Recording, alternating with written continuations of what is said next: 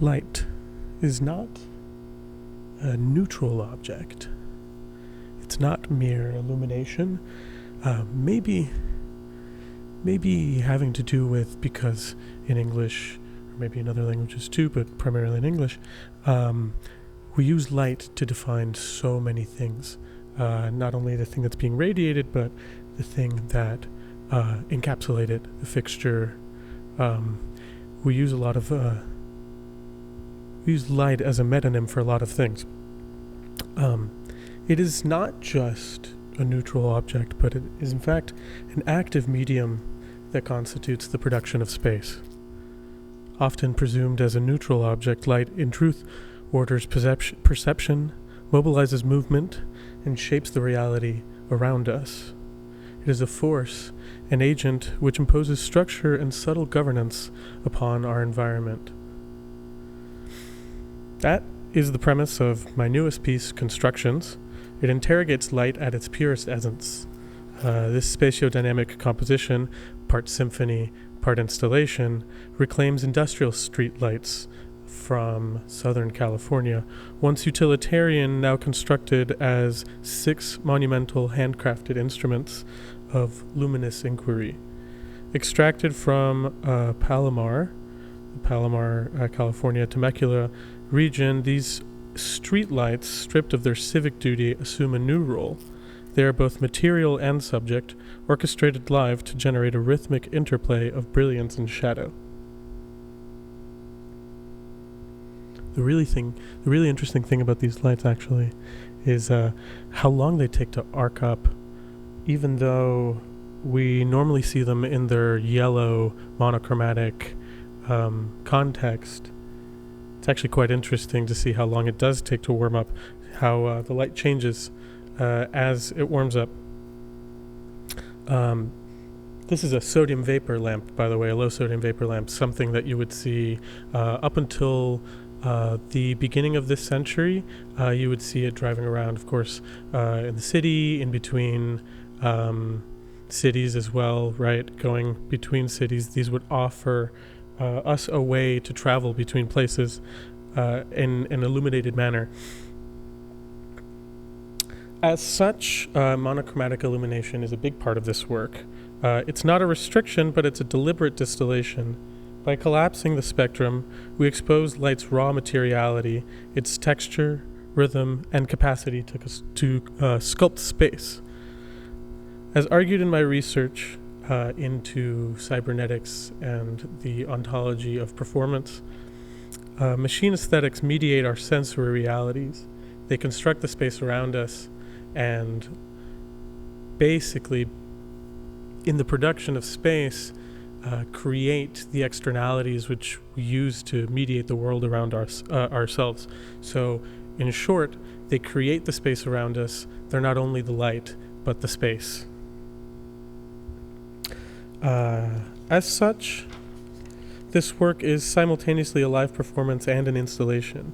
It unfolds as a choreographed flux, wherein remote switchers, these are my performers, instead of performing on instruments, they're performing on these sonic sculptures. They're dispersed in this sort of electronic relay. They command the light's oscillation between synchrony and fragmentation. Their interventions write a non-linear score that is both meticulously calculated and spontaneously emergent. In this interplay, the installation transcends a static artifact. It becomes a tableau vivant of sorts, an event, a manifestation of light's inherent dynamism. But more than that, it interrogates the politics of illumination. Public lighting has historically demarcated safe from perilous spaces. One could say that the history of the city is a history of illumination itself. Sodium vapor lamps, once ubiquitous in urban landscapes, served as instruments of control. While they tell us where is safe and where is perilous, while they give us light to see the world around us, they're also instruments of government surveillance. They're instruments of regulation of visibility and of subtle governance, as I said before.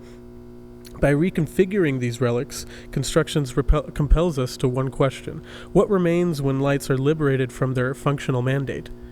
What narratives emerge when industrial luminance becomes a poetic, self-generative medium? This conversation that we're having around light, centered in a Deleuze and Guattarian sort of philosophic oeuvre, it continues the practices of Olafur Eliasson, Marian Zazila, and Nicholas Schuffer. This work enacts their immanence, as it were. Light is not merely a tool to reveal, but it is the substance which controls our worlds. Similarly, my artwork is not the light fixtures themselves, but what happens in our eyes as the light hits our brain. Or sorry, the other way around. What happens in our brain as the light hits our eyes. The controlled monochromaticity intensifies texture and form, unmasking the interplay of negative space and luminous bodies.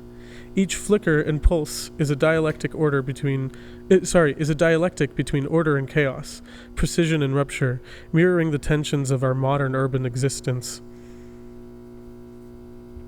Crucially, the architecture of the venue is an active participant. As the sculptures animate, they project ephemeral patterns onto the upper walls. As you'll see, the remote switchers flicking the lights on and off, I encourage everyone to use the lights as a sort of emergent, not only polyphony, but visual medium. You use the walls as a sort of silver screen, or sort of a Plato's allegory of sorts, which creates emergent patterns out of improvised light structures, improvised light performances from these switchers.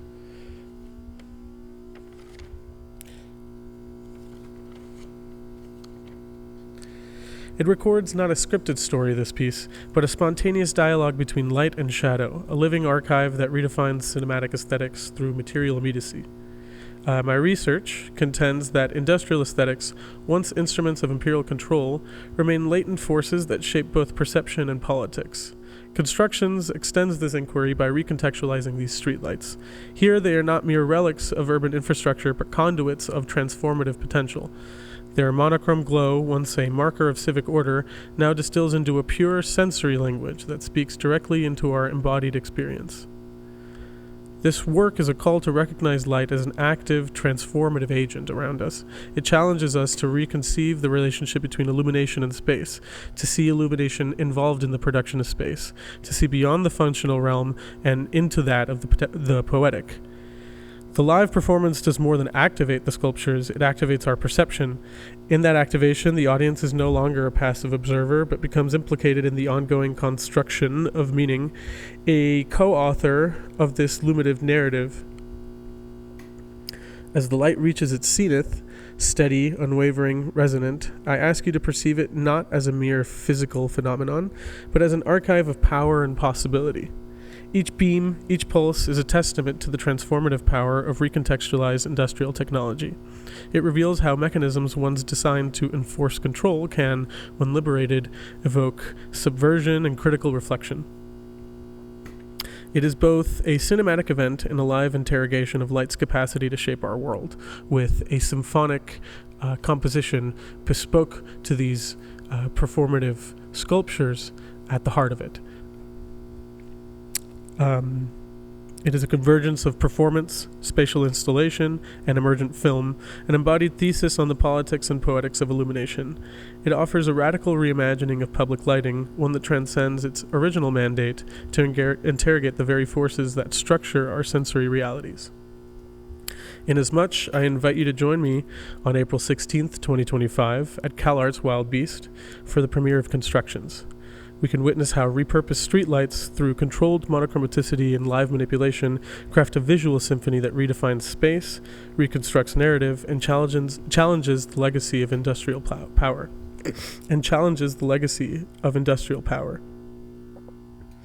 Your engagement will not only honor this dialogue, but also contribute to a broader conversation about art, technology, and the future of spatial experience.